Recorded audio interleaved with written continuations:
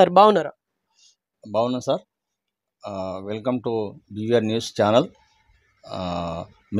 మీరు మా వరకు వచ్చినందుకు ధన్యవాదాలు తెలియజేస్తున్నాను సార్. రైట్ సార్, మీకు 38 ఇయర్స్ చాలా, ఎందుకంటే మీరు ఒకే పార్టీలో ఉన్నారు, కాంగ్రెస్ పార్టీ. అది కూడా 38 ఇయర్స్ నుంచి వెళ్ళి ఒకే పార్టీలో ఉన్నారు మీరు. అంటే మీకు ఎన్నో ఆఫర్లు వచ్చినా కూడా మీరు కాంగ్రెస్ను వీడలేదంటే ఇది దేనికి సంకేతంగా తీసుకోవాలి? ఒక్కటి సార్, కాంగ్రెస్ పార్టీ పట్ల మాకున్న అంకిత భావం. రెండవది, కాంగ్రెస్ పార్టీకి ఉన్న మూల సిద్ధాంతం. కాంగ్రెస్ పార్టీ సిద్ధాంతాలను పూర్తిగా వంటబట్టించుకున్నాం కాబట్టి ఆ సిద్ధాంతాల వల్లనే ఈ దేశం కానీ, రాష్ట్రం కానీ, ప్రాంతం కానీ బాగుపడుతుందనే నమ్మకంతో కాంగ్రెస్ పార్టీ తోటే ఉంటాం, చివరి వరకు కూడా ఉంటాం.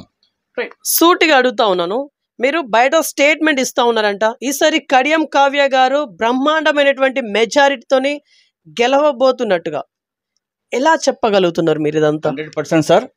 కడియం కావ్య గారు గెలవడానికి చాలా కారణాలే సార్.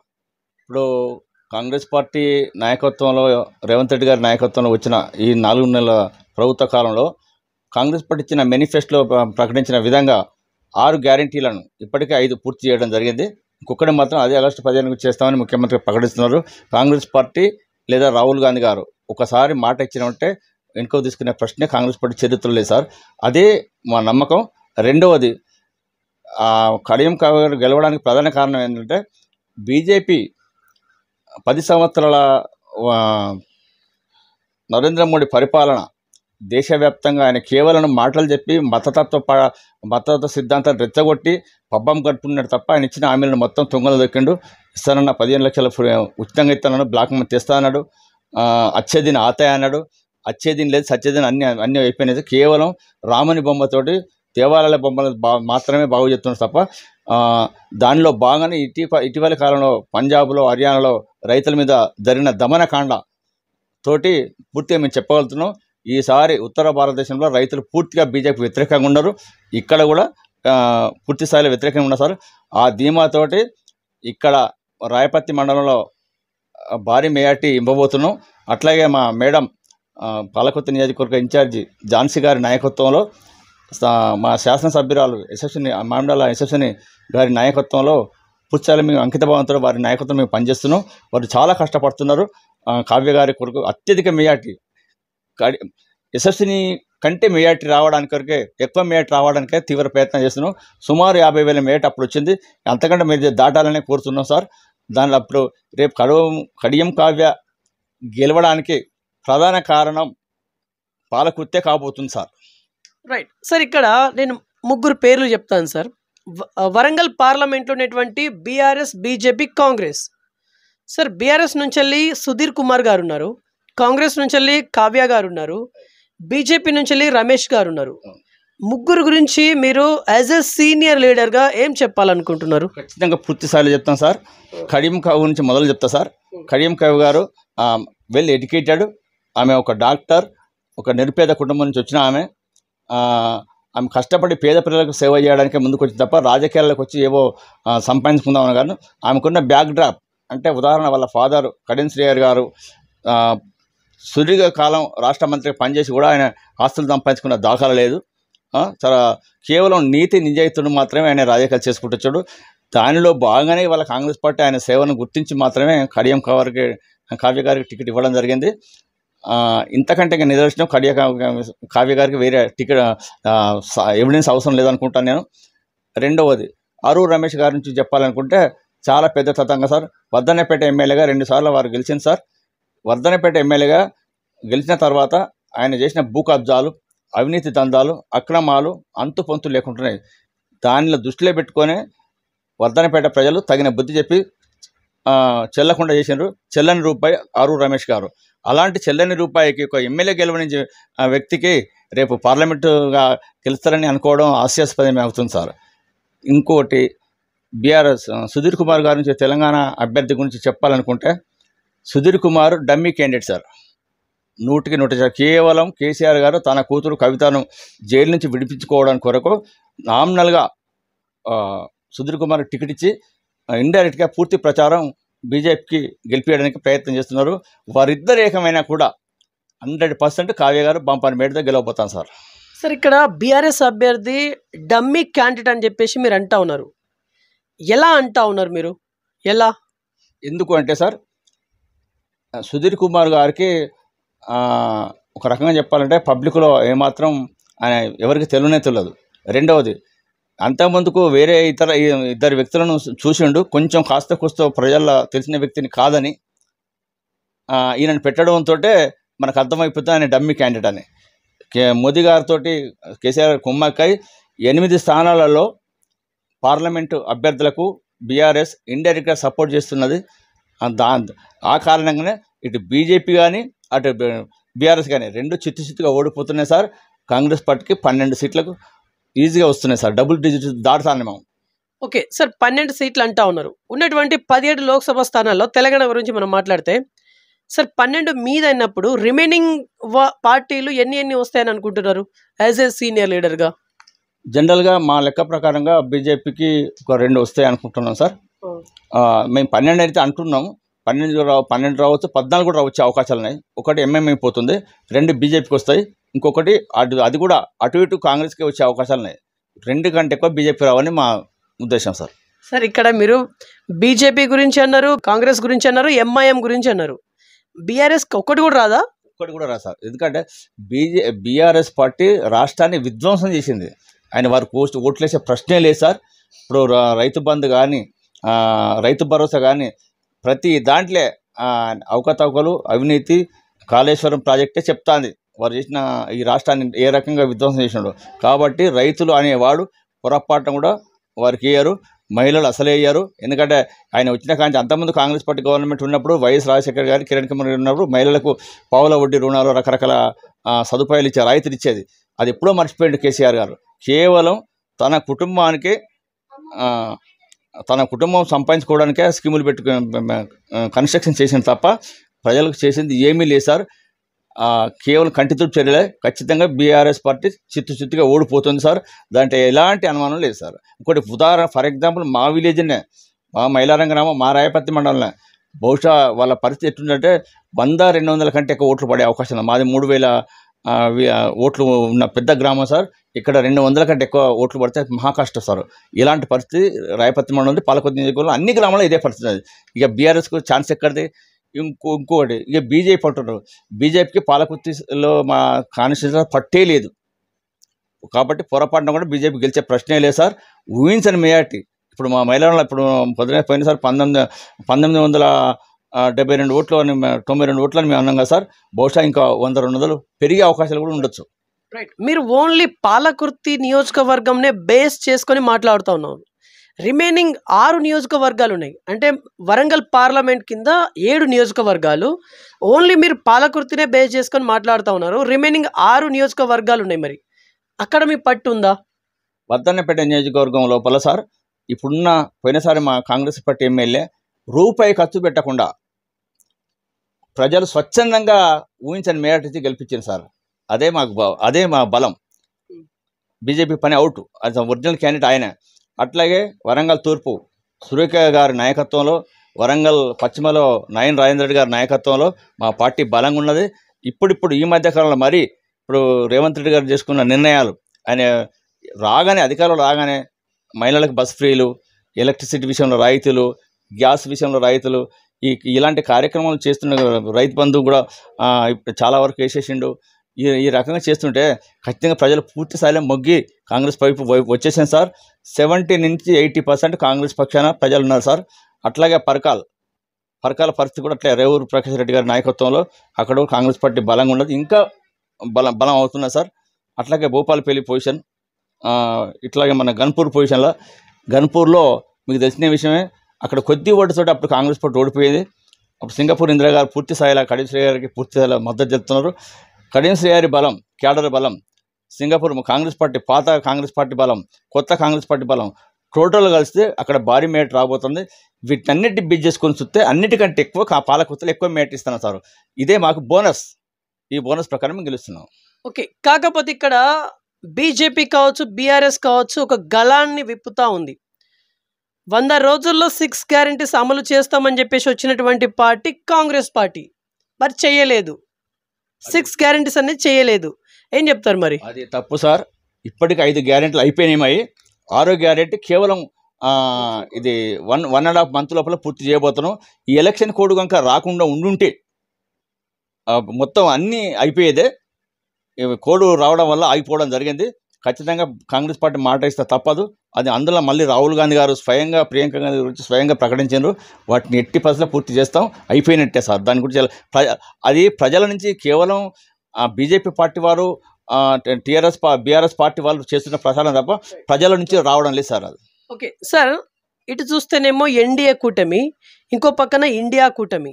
ఎన్డీఏ కూటమి ఏం చెప్తా ఉంది? మోదీ గ్యారంటీ అని చెప్తా ఉంది. ఇండియా కూటమి ఏం చెప్తా ఉంది? పాంచ్ న్యాయ్ అని చెప్పేసి అంటా ఉంది. ఎక్స్ప్లెయిన్ చేయండి అసలు ఈ రెండింటి గురించి మీకేం తెలుసు అనుకోండి. చెప్తాను సార్. చాలా మంచి క్వశ్చన్ సార్. ఇదే ఎప్పుడు మీరు అడుగుతారని చూస్తున్నాం. మోదీ గ్యారెంటీల గురించి గత 10 సంవత్సరాల నుంచి భారతదేశ ప్రజలందరూ తెలుసు. ఆయన ఇచ్చిన గ్యారెంటీలు వచ్చే దిన అన్నాడు, పూర్తి మాకు మర్చిపోలేము మేము. బ్లాక్ మంది బయట నుంచి తీసుకొస్తానన్నాడు, చేయలేదు. ఇంకొక 4-5 స్కీమ్లు జీవితంలో మర్చిపోలేనటువంటి తీసుకొచ్చాడు. ఒక బాంబు బ్లాస్ట్ కాదన్నాడు, తీవ్ర నుంచి కాపాడుతా అన్నాడు. ఇవన్నీ ఇచ్చిన హామీలు గంగలు కలిసిపోయినాయి, ఏది ఒకటి సక్సెస్ కాలేదు. దానికి ఉదాహరణ పుల్వామా దాడే ఉదాహరణ. కేవలం పుల్వామా దాడిని కప్పిపుచ్చడానికి కొరకు సర్జికల్ స్ట్రైక్ అని ఏదో రాత్రి కొంతమంది సైనికులను మన ఆ బార్డర్లో దింపి కొంత కాల్పులు జరిపి వచ్చినంత మాత్రాన దేశాన్ని రక్షించడం కాదు. మోదీ గారికి ఒకటే, ప్రతి దానికి పాకిస్తాన్ బూచి చూపెట్టడం లేదా మతాన్ని బూచి చూపెట్టడం, ఈ రెండు తప్ప ఆయనకు దేశాన్ని అభివృద్ధి చేయాలని కానీ, ప్రజలకు సంక్షేమ పథకాలు ఇవ్వాలని కానీ, ప్రజల బాగోగులు కానీ లేవు. ఇంకోటి, ఈశాన్య భారత పరిస్థితి మనకు తెలిసిన విషయం. అగ్నిగుండం ఇవాళ రావణ కష్టం.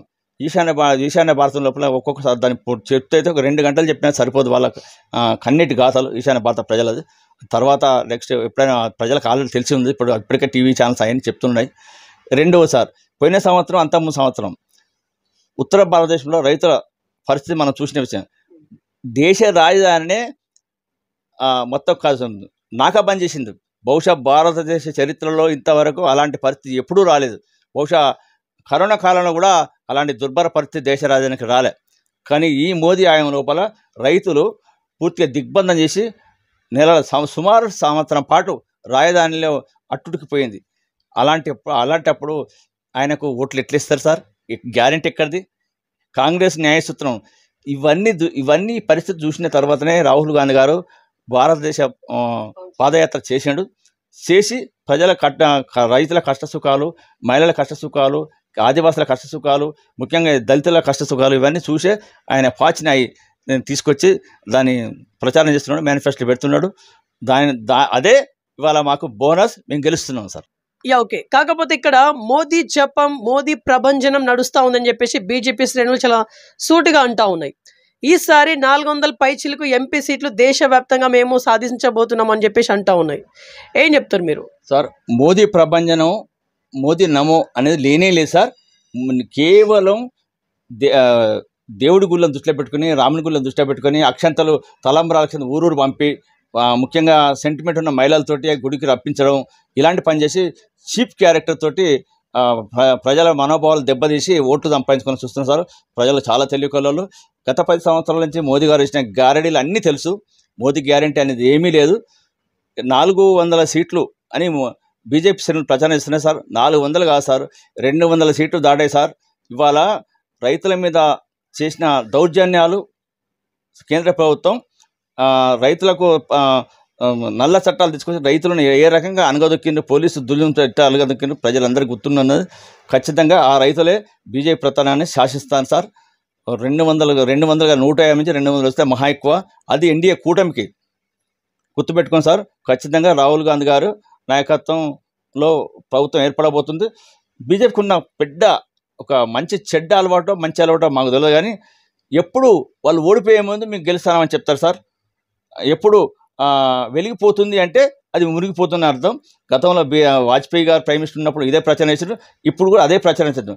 ఈ మధ్యన మీరు చూస్తున్నారో లేదో, కోట్లాది రూపాయలు ఖర్చు పెట్టి టీవీలలో ప్రతి నిమిషానికి ఒకసారి మోదీ గ్యారంటీ, నా గ్యారంటీ అనే విపరీతం ప్రచారం చేస్తున్నారు.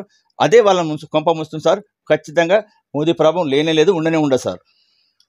ఓకే సార్, ఇక్కడ మీ రాయపర్తి మండల ప్రజలకి ఇప్పుడు మీరేం చెప్పాలనుకుంటున్నారు? ఎందుకంటే మీరు రాయపర్తి మండలంలో సుపరిచితులు, ఏం చెప్పాలనుకుంటున్నారు? ఒకటే సార్, రాయపర్తి మండల ప్రజలందరికీ నమస్తే. తప్పనిసరిగా ప్రజలందరూ, అన్ని కులాల వారు, అన్ని మతాల వారు అందరం కలిసి మనం రాహుల్ గాంధీ చేయిని బలపరుద్దాం, కావ్య గారిని గెలిపిద్దాం. మోదీ గారి నల్ల చట్టాలకు 400 సీట్లు వస్తే అండ్ రిజర్వేషన్ రద్దు చేస్తానని ఇతరత మనకు భయాందోళన ఉన్నది, నిజమే, అది కరెక్టే. రాజ్యాంగాన్ని రద్దు చేసే అవకాశాలు పెద్ద ప్రమాదం ఉన్నది మనకు. డాక్టర్ బాబాసాహెబ్ అంబేద్కర్ గారు చాలా ఎంతో పెద్ద శ్రమపడి రాజ్యాంగాన్ని రాసి ఇవాళ వారు రాయడం రాజ్యాంగం వల్లనే మాలాంటి వాళ్ళం బయట రాజకీయాలకు వచ్చి రిజర్వేషన్ కనీసం ఫలాలు అనుభవిస్తున్నాం.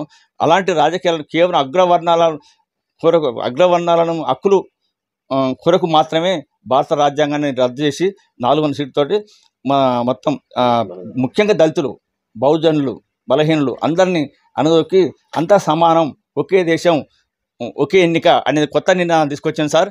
అది ఇంపాసిబుల్. దాన్ని దృష్టిలో పెట్టుకొని ప్రజలు చాలా తెలివికలోళ్ళు. బాబాసాహెబ్ అంబేద్కర్ గారి వారు ఇచ్చిన రాజ్యాంగమే ఇవాళ మన స్ఫూర్తి. ఖచ్చితంగా 200 సీట్లు దాటనీయం. మోదీ గారు ఓడిపోతున్నారు సార్. ఓకే సార్, ఇక్కడ ఖర్గే గారు ఒక స్టేట్మెంట్ ఇచ్చారు మొన్న.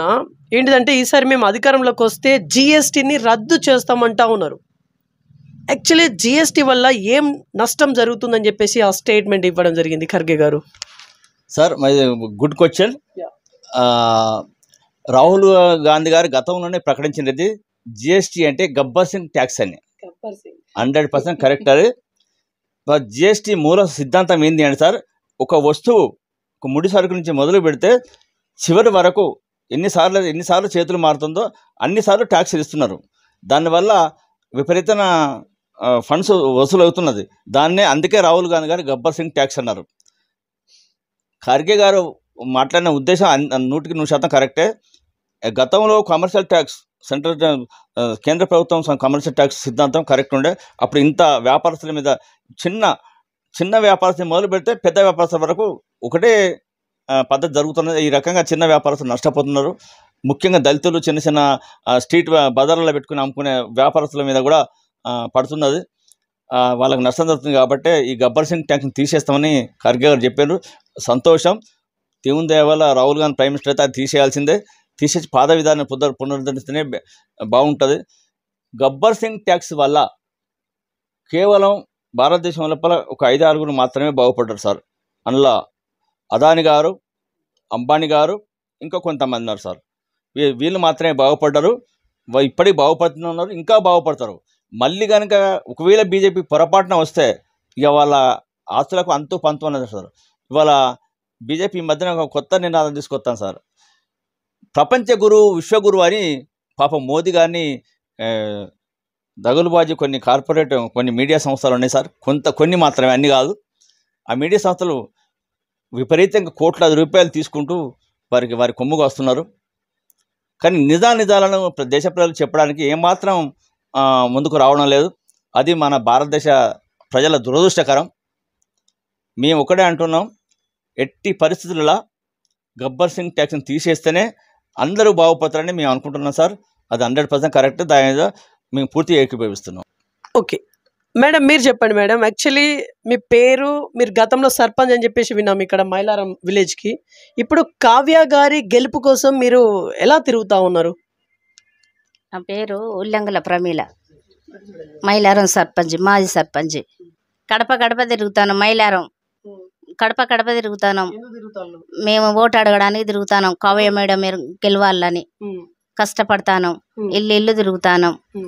అప్పుడు ఏమంటారు మరి వాళ్ళు ఎదురు మీకు ఏమంటారు? వేస్తాం అంటాను, మీకు వేస్తాం అంటాను, గెలిపియాలి, కావ్యాన్ని మేజర్గా గెలిపియాలి అంటాను. ఆరూరు రమేష్ గురించి ఏం చెప్తారు? ఓటేయద్దని చెప్తాను, మా కాంగ్రెస్కి వేయాలని చెప్తాను. Okay madam, okay. ఇంకేమైనా చెప్పుకోవాలంటారా? ఇంకేమైనా ఉందా? ఓకే మేడం, మీరేం చెప్పాలనుకుంటున్నారు? నా పేరు ధనగాం జయలక్ష్మి. కాంగ్రెస్ గురించే తిప్పలు పడి తిరుగుతాను, ఇల్లు తిరుగుతాను, గడప తిరుగుతాను. కావ్య మేడం గెలవాలని తిరుగుతాను, ఓటు అడుగుతాను, చేయి గుర్తుకేయండి అంటాను. ఎస్ఎస్ రెడ్డి గతంలో ఎంపీటీసీ తిరుగుతా అంటే ఓటు చేయి గుర్తుకేయండి అని చెప్తాను. ఇక అంతే. మరి వాళ్ళు ఏం చెప్తారు? వేస్తాం అంటాను. పువ్వు గుర్తుకి ఇట్లా వేయొద్దు, చేయి గుర్తుకు వేయాలి, మన బతుకు తెరువు ఉంటుంది అని అంటే సరే ఎత్తామంట అందులో. అంతే ఇక. రైట్ సార్, మీరేం చెప్తారు సార్? యాక్చువల్ ఇక్కడ ఇప్పుడు పబ్లిక్ అనేది యాదగిరి గారు ఒక క్లారిటీ ఇవ్వాలి మీరు. ఇప్పుడు మీరు ఇక్కడ ఆరూర్ రమేష్ గారు భూ కబ్జాలు చేసిళ్ళు అది ఇది అని చెప్పేసి మీరు అన్నారు. మారేపల్లి సుధీర్ కుమార్ గారు డమ్మీ క్యాండిడేట్ అని కూడా మీరే అన్నారు. కడియం కావ్య గారు క్లీన్ చీట్ ఇచ్చారు, అంటే ఎక్సలెంట్ పర్సన్ అంటగా మీరు చెప్పిళ్ళు. సార్ ఎందుకు నమ్మాలి సార్ మీ మాటల్ని? మీరు కాంగ్రెస్ పార్టీ మనిషి, మీ మాటలు ఎందుకు నమ్మాలి? ప్రజలు ఎందుకు నమ్మాలి మీ మాటల్ని? ఎస్, మంచి ప్రశ్న సార్. ప్రజలు ఎందుకు నమ్మాలి అంటే ఆరూర్ రమేష్ గారు చేసిన అవకతవకలను మా కాంగ్రెస్ పార్టీకి సంబంధించిన ఒక నాయకుడు బక్కా జెర్సన్ అనే ఆయన మొత్తం కుంభకోణాలను వెలికితీసి కోర్టు ముందు పెట్టడం జరిగింది. అవి ప్రూఫ్ కాబోతున్నాయి సార్. అంతేందుకు సార్, వద్దన్నపేట నియోజకవర్గం హెడ్ క్వార్టర్లో పెద్ద చెరువు తెగిపోతే ఇంతవరకు దానికి రిపేర్ చేసిన దిక్కు దిశ లేని పరిస్థితి. దాన్ని రిపేర్కి అయ్యే ఖర్చులే నిధులు మొత్తం రమేష్ గారు అనుచరులు మింగడం జరిగింది. అట్లాగే మామూలు విషయంగా ఒక్కొక్క వెలుగు తీస్తే అంతెందుకండి, గతంలో ఆరూర్ రమేష్ గారికి మద్దతుగా ఐనవోలు మండలం ఆ చుట్టుపక్కల పరిధిలో సిటీ లిమిట్స్ పుణ్యల్ క్రాస్ సిటీ లిమిట్స్ ప్రాంతం లోపల భూములను అది రింగ్ రోడ్ వస్తుంది అని భూములను మొత్తం చౌక ధరకు కొట్టేసాలని చేస్తే అప్పుడు ప్రజలు తిరుగుబాటు చేస్తే ఆ మైనస్ను సాక్షాత్ కేసీఆర్ గారు లేదు రింగ్ రోడ్డుకు మీ భూములు ఏం తీసుకోమని చెప్పి వివరణ ఇవ్వాల్సిన పరిస్థితి సాక్షాత్ వాళ్ళ పార్టీ నాయకత్వం, అప్పుడున్న బీఆర్ఎస్ పార్టీ నాయకత్వమే ఆయన కాపాడింది. అలాంటి వ్యక్తిని మత్సలేని మా ప్రభుత్వం అని అంటున్న బీజేపీ, కుంభకోణాలు ఏమీ చేయమని చెప్తున్న బీజేపీ, మా అంత శ్రీరామచంద్రునితో మేము కూడా అంతే సత్యారించిన కానీ ఇంకా 2 ఆకులు ఎక్కువ చదువుకున్నామని చెప్తున్న బీజేపీ కేవలం అలాంటి అక్రమార్కులను, అలాంటి భూ కబ్జాలను, అలాంటి మోసకాలను, అలాంటి దొంగలను టికెట్ ఇచ్చి వాళ్ళ ఎన్నికలు నిలబడితే బీజేపీకి ఎలా ఓటేస్తారండి ప్రజలకి ఈ విషయం తెలుసు. ఓకే, ఇక్కడ మీరు బీఆర్ఎస్కి ఒక్క సీటు కూడా ఇవ్వలేదు మీ అంచనా ప్రకారం ఇప్పుడు. కాకపోతే ఇక్కడ బీఆర్ఎస్ మీటింగ్స్ కూడా ఎప్పుడు పెట్టినా ఎక్కడ పెట్టినా కూడా నిజంగా వేల సంఖ్యలో కార్యకర్తలు వస్తూ ఉన్నారు. ఇదంతా అబద్ధం అంటారా? సార్ ఒక్కటి సార్, గత అసెంబ్లీ ఎన్నికలలో కాంగ్రెస్ పార్టీ కంటే ఎక్కువ బీఆర్ఎస్ పార్టీకే జనం పోయింది సార్ మీటింగ్లకు. కేసీఆర్ ఎక్కడ మీటింగ్ పెట్టినా, కేటీఆర్ ఎక్కడ పెట్టినా, ఉదాహరణ మా వరంగల్ జిల్లా మంత్రి దయాకర్ మీటింగ్ పెట్టినా 100,000 సంఖ్యలో, లక్షల సంఖ్యలో జనం పోయింది సార్. కానీ ఆ జనం అంతా ఎక్కడ పోయింది సార్? ఓట్లు ఎట్టేసిందండి. ప్రజలు పోతారు, వాళ్ళు అన్నీ వింటారు, ఏది నిజమో ఏది అబద్ధం తెలుసుకొని అన్నీ ఆలోచించే నిజాయితీ గల వ్యక్తులకే, నిజాయితీ గల పార్టీకే ఓటేసింది సార్. అందుకే రేవంత్ రెడ్డి గారి నాయకత్వం కాంగ్రెస్ పార్టీ గెలిచింది సార్. ఇప్పుడు కూడా సేమ్ అదే జరగబోతుంది. రాహుల్ గాంధీ గారి నిజాయితీని గుర్తించిన ప్రజలు కేసీఆర్ను బీజేపీ చేసిన అబద్ధాలను గుర్తించారు.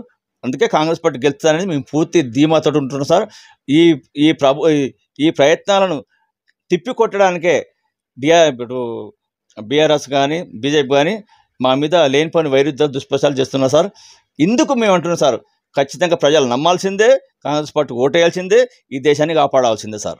ఓకే సార్, మీకు యాజ్ ఏ లీడర్గా మీకు చాలా అనుభవం ఉంది. 38 సంవత్సరాల రాజకీయ జర్నీ అనేది ఇట్స్ నాట్ ఏ జోక్, చాలా గొప్ప జర్నీ మీది 38 సంవత్సరాలు అంటే. కాబట్టి ఒక క్వశ్చన్ వేయాలనుకుంటున్నాను మీకు నేను. కేసీఆర్ గారు స్టేషన్ గన్పూర్లో ఒక స్టేట్మెంట్ ఇచ్చారు సార్. రాబోయే 3 నెలల్లో స్టేషన్ గన్పూర్లో బై ఎలక్షన్ రాబోతుంది, కడియం శ్రీహరి గారి రాజకీయ భవిష్యత్ అనేది శూన్యం అవుతుందని చెప్పేసి ఒక స్టేట్మెంట్ ఇచ్చారు. సరే, ఇక్కడ కడియం శ్రీహరి గారి భవిష్యత్ గురించి మనం పక్కన పెడదాం. వాస్తవానికి ఇక్కడ బై ఎలక్షన్ ఎలా వస్తుంది, ఏ విధంగా వస్తుంది, రావడానికి ఉండేటువంటి ఆస్కారాలు ఏంటి, మీకు ఉన్నటువంటి సీనియారిటీని బేస్ చేసుకొని చెప్పండి. కాకపోతే ఈయన కేసీఆర్ గారు చేస్తున్న మాటల గారెడితోటి తాత్కాలికంగా గణపూర్ నియోజకవర్గ ప్రజలను మభ్యపెట్టి మళ్ళీ కాంగ్రెస్ పార్టీ ఓటు వేయకుండా అడ్డుకునే ప్రయత్నం తప్ప కడియం రాజకీయ ఉనికికి ఎలాంటి డోకా లేదు. ఆయన ఎమ్మెల్యే పదవికి ఎలాంటి ప్రమాదం లేదు సార్, లేదు.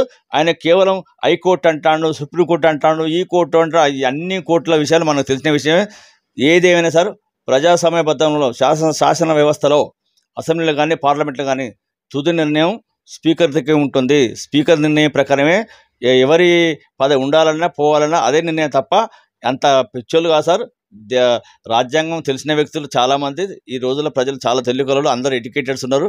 అలాంటి తప్పుడు మాటలు ఎవరు నమ్మరు. కడియం శ్రేయర్ గారు ఎమ్మెల్యే పదవి పో సార్. అలాంటి తప్పుడు ఆలోచన ఎవరు పట్టించుకోరు సార్. ఓకే, ఒక సీనియర్ లీడర్గా ఫోన్ ట్యాపింగ్ వ్యవహారం పైన మీరు ఏమైనా మాట్లాడాలనుకుంటున్నారా? పూర్తి స్థాయిలో సార్. జనరల్గా ఫోన్ ట్యాపింగ్ అనేది కేసీఆర్ గారు ఫస్ట్ టైం గెలిచినప్పుడే ఫోన్ ట్యాపింగ్ స్టార్ట్ చేసింది సార్. కాకపోతే అప్పుడున్న పరిస్థితులలో ప్రజలకు ఒక మత్తులో ఉన్నారు. తెలంగాణ అనే ఒక మత్తులో ఉండి దాని సెంటిమెంట్ మీద పట్టించుకోలేదు సార్. 5 సంవత్సరాలు ఆయన విధ్వంసం చేసిన తిరిగి ఇంకొకసారి అవకాశం ఇద్దాం సరే, ఏమైనా చేస్తాడు ఏమైనా ఉద్యోగం, రెండవసారి ఆయన అవకాశం ఇచ్చారు. రెండవసారి అవకాశం ఇచ్చిన తర్వాత వాళ్ళకి అలవాటు అయిందంటే ప్రతిపక్షాలను దెబ్బతీయడానికి వరకు ప్రతిపక్ష నాయకుల ఫోన్ ట్యాపింగ్ చేసాడు. ఉదాహరణకు మాలాంటి కార్యకర్తల ఫోన్లు కూడా ట్యాప్ చేసి మమ్మల్ని బ్లాక్మెయిల్ చేస్తూ మమ్మల్ని అందరినీ ఆ పార్టీలకు గుంజుకొని ప్రతిపక్షం లేకుండా చేయడానికే కొంతమంది పోలీసు అధికారులను ఉపయోగించుకున్నారు సార్. దాంట్లో భాగంగా ఎర్రబెల్లి దయాకర్ గారు కూడా పర్తగిరిలో వార్ రూమ్ ఏర్పాటు చేసి ఇక్కడ సేమ్ చేసింది సార్. తప్పనిసరి పరిస్థితిలో ఈ ఎన్నికలు కాగానే ఎర్రబెల్లి దయాకర్ గారు జైలుకు పోతున్నారు సార్. అట్లాగే కేసీఆర్ కూడా ఫోన్ ట్యాపింగ్లో కేటీఆర్ కూడా జైలుకు పోతున్నారు సార్. ఇది పక్క జరిగే నిత్య కృత్య సత్యం సార్. ఓకే సార్, ఇక్కడ బయ్యారం స్టీల్ ఫ్యాక్టరీ పెట్టడం అసాధ్యం అని చెప్పేసి బీజేపీ ప్రకటించేసింది. కిషన్ రెడ్డి గారు స్టేట్మెంట్ ఇచ్చేశారు. దీనిపైన మీరేమైనా స్పందించాలనుకుంటున్నారా? ఇంకోటి తెలుసా సార్, బయ్యారంలో స్టీల్ ఫ్యాక్టరీ అసాధ్యం కాదు అని ఆయన ఏ భాషతోటి ఏ బాటలతో చెప్తున్నాడో అదే అంటున్నా కదా. బీజేపీ వాళ్ళు ఒకసారి ఇస్తామంటారు, ఒకసారి ఇవ్వమంటారు. ఉదాహరణకు కాజీపేట కోచ్ ఫ్యాక్టరీ గురించి అదే రకమైన అబద్ధాలు, వరంగల్ ఎయిర్పోర్ట్ గురించి అలాంటివే. ఇప్పుడు ఇవాళ ఈ మాట మాట్లాడు సార్. ఖచ్చితంగా కాంగ్రెస్ పార్టీ వస్తే steel factory, Bayyaram steel factory, అక్కడ ఉక్కు గనులు బయ్యారంలో ఉన్నాయి సార్. అవి సరిపోవు, ఆ మెటీరియల్ సరిపోదు, కాబట్టి అక్కడ ఉక్కు ఫ్యాక్టరీ ఏర్పాటు చేయడం వీలు కాదని దొంగ మాటలు చెప్పడం జరుగుతుంది. ఖచ్చితంగా బయ్యారం దగ్గర ఉన్న గుట్టలలో ఖనిజం ఉన్నది. అక్కడ ఖచ్చితంగా ఈ ప్రాంతానికి రాష్ట్రానికి సరిపోయేంత ఉక్కు అక్కడ తయారవుతుంది. ఖచ్చితంగా రేపు రేవంత్ రెడ్డి గారి నాయకత్వంలో, రాహుల్ గాంధీ నాయకత్వంలో ఉక్కు ఫ్యాక్టరీ వేస్తారు సార్. దానిలో భాగంగానే ఇప్పుడు బలరాం నాయక్ గారు మహిబాద్లో గెలవబోతున్నారు. అక్కడ ఎంపీగా బలరాం నాయక్ గారు మాజీ మంత్రి, కేంద్ర మంత్రి, తప్పనిసరి అక్కడ సాధిస్తారనే పూర్తి నమ్మకం మాకున్నది sir. Right sir, last and final question. ఒక సీనియర్ మోస్ట్ లీడర్గా యావత్ ప్రజలకి ఫైనల్ ఏమైనా చెప్పి ముగించాలనుకుంటున్నారా? ఫైనల్ వన్ ఇంకా ఒకటే సార్, ఒక గ్రామ ప్రజలకే కాదు సార్, మండల ప్రజలకు, పాలకొత్త నియోజకవర్గ స్థాయిలో కూడా జనరల్ కూడా మేము ఒకటే చెప్తున్నాం సార్. దయచేసి ఈ బీజేపీ దగులుబాజీ మోసం మాటలు నమ్మకండి. దేవుని గుళ్ళ మాటలు, రాముని మాటలు నమ్మకండి. మనువాద సిద్ధాంతాన్ని తీసుకొస్తారు. 400 సీట్లు వస్తే మేము ఏమో అరిచేతుల స్వర్గం చూపెడతామని అంటున్నారు. వాళ్ళ కనుక మెజార్టీ వచ్చింది కనుక మన రాజ్యాంగం పోతుంది, ప్రజలందరికీ నష్టం జరుగుతుంది. కాబట్టి తప్పనిసరి పరిస్థితిలో కావ్యగాన్ని గెలిపించాలి. అట్లాగే తద్వారా రాష్ట్ర ప్రజలకు కూడా ఎన్ని వీలైతే అన్ని ఎక్కువ సీట్లు కాంగ్రెస్ పార్టీకి ఎంపీ సీట్లు వస్తే రాహుల్ గాంధీ ప్రైమ్ మినిస్టర్ అయితే ఈ మోదీ శని పీడ విరగడైపోతుంది. దాన్ని విరగడయ్యే విధంగా ప్రజలు చేయి గుర్తుకు ఓటేయాలని చెప్తున్నా సార్. ఓకే సార్, యాక్చువల్లీ ఇంకొక క్వశ్చన్ సార్. ఇప్పుడు మీకు 38 years సీనియారిటీ ఉంది మీకు, కాకపోతే మీరు చెప్పుకోదగ్గ పోస్టులు అయితే చేయలేదు సార్. ఇక్కడ మీ పొలిటికల్ భవితవ్యం గురించి ఏమైనా చెప్పాలనుకుంటున్నారా? ఎందుకంటే ఇక్కడ మీరు రేపర్తి మండల పార్టీ అధ్యక్షులుగా మీరు ఒకటి ఆశించి భంగపడ్డారు, మండల పార్టీ అధ్యక్షులు అనే స్థాయిలో. అది ఎందుకని రాలేకపోయింది? అసలు ఏం జరిగింది? మీ భవితవ్యం గురించి ఏం చెప్పాలనుకుంటున్నారు? ఇక సార్, రాయపర్తి మండల కాంగ్రెస్ అధ్యక్ష పదవి ఆశించింది నిజమే. కాకపోతే కొన్ని నా వ్యక్తిగత అనివార్య కారణాల వల్ల దాన్ని నేను కుటుంబ పరిస్థితుల కారణంగా సరైన టైంకు నేను రెస్పాండ్ కాలేకపోయినా, పదవి నాకు రాలేకపోయింది. అయినా బాధ ఏం లేదు సార్. ఎవరికి వచ్చినా సరే, మా పార్టీ ఎవరికి వచ్చినా మేము పూర్తిగా సహకరిస్తున్నాం. అలాంటిది ఏం లేదు. మేడం గారికి, ఝాన్సీ గారికి, జస్టిస్ గారి నాయకత్వంలో మేము పూర్తిగా ఆర్ట్ఫుల్గానే పనిచేస్తున్నాం. రెండవది ఏంటంటే, మా రాజకీయ భవిష్యత్తు అడుగుతున్నారు సార్. ఇప్పుడు స్థానిక సంస్థలు ఇప్పుడు ఉన్నాయి సరే, మాకున్న పరిమిత ఆర్థిక వనరులతోటి గ్రామ సర్పంచ్ కానీ, జడ్పీటీసీ కానీ, ఎంపీపీ కానీ మాకు అవకాశాలు ఉన్నాయి సార్. ఇక నామినేట్ పోస్టులు అయితే మా దగ్గర ఎలాంటివి లేవు. ఈ ఓటింగ్ బాపతి ఉన్నాయి, ఎలక్టెడ్ పోస్టులు మాత్రమే ఉన్నాయి.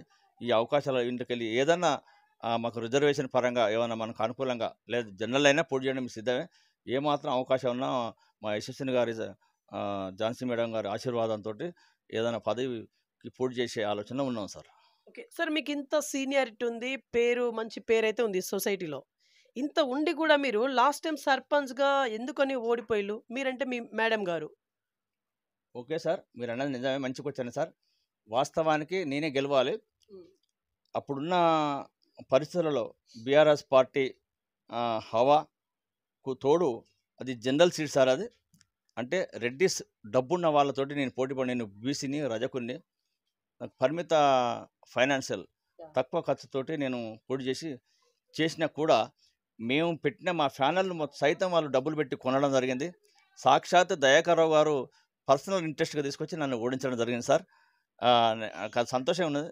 అంత పెద్ద నాయకుడు నా ఓటమికి కృషి చేసిందంటే నేను ఎంత ఎదిగినో నాకు అర్థమైంది సార్. ఇప్పుడు దాన్ని దృష్టిలో పెట్టుకొనే అప్పటికిప్పటికి ప్రజల్లో నాకు సానుభూతి ఉన్నది. కాస్త కూస్త మంచి పేరు ఉంది సార్. నేను ఎప్పుడు ఎన్నడూ కానీ ఎవరి దగ్గర కానీ ఒక రూపాయి ఆశించకుండా స్వచ్ఛందంగా గత 30 సంవత్సరాలు పనిచేసుకుంటూ వస్తున్నా. అదే మాకు శ్రీరామ రక్ష. ఆ కారణంగానే ఖచ్చితంగా ఎన్నికలు గెలుస్తా అని అనుకుంటున్నా సార్. ఓకే సార్, అంటే ఇప్పుడు మీరు ఎంతో కొంత బాధపడ్డారంట.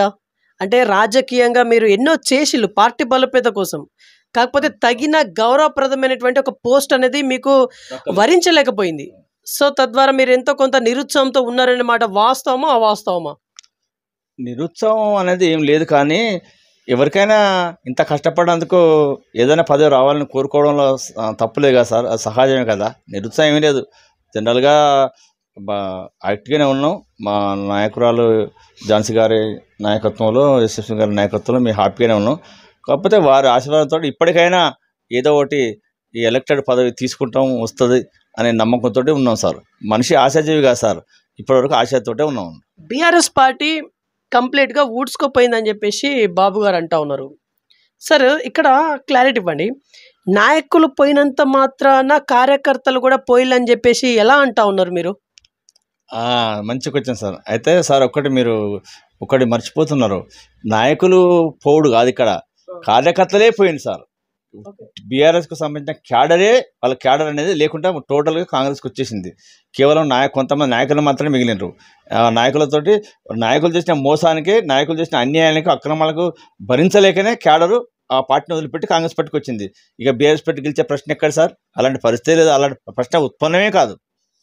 ఓకే సార్, ఇక్కడ మీకు అంటే పర్సనల్గా ఒక క్వశ్చన్, ఎందుకంటే నేను ఇక్కడ మీ మైలారంలో కొంత ఇన్ఫర్మేషన్ తెలుసుకున్నాను. చెప్పండి. ఇక్కడ రాజకీయంగా మిమ్మల్ని ఎదగనీయకుండా కొంతమంది వ్యక్తులు అడ్డుపడ్డారంట, వాస్తవమా? ఇందులో క్లారిటీ ఉందా? అయితే నాకు తెలిసినంత వరకు అయితే మరి తెర వెనుక ఏమైనా జరుగుతుందో లేదో తెలియదు, కానివ్వండి.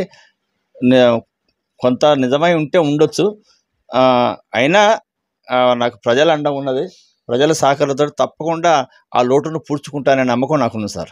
అంటే ఇక్కడ మీ రాయపర్తి మండలం వరకే, ఇక్కడ సీనియర్స్ ఎవరు కాంగ్రెస్లో అని అంటే రకరకాల పేర్లు చెప్తా ఉన్నారు, కాకపోతే మీ పేరు అయితే చెప్పట్లేరు. అంటే ఇది దేనికి సంకేతం సార్? నేను ఒక బీసీ చిన్న ఆర్థిక పరంగా బీసీ కులానికి చెందిన, రజక కులానికి చెందిన వ్యక్తిని. మాకు పొలిటికల్ బ్యాక్గ్రౌండ్ లేదు.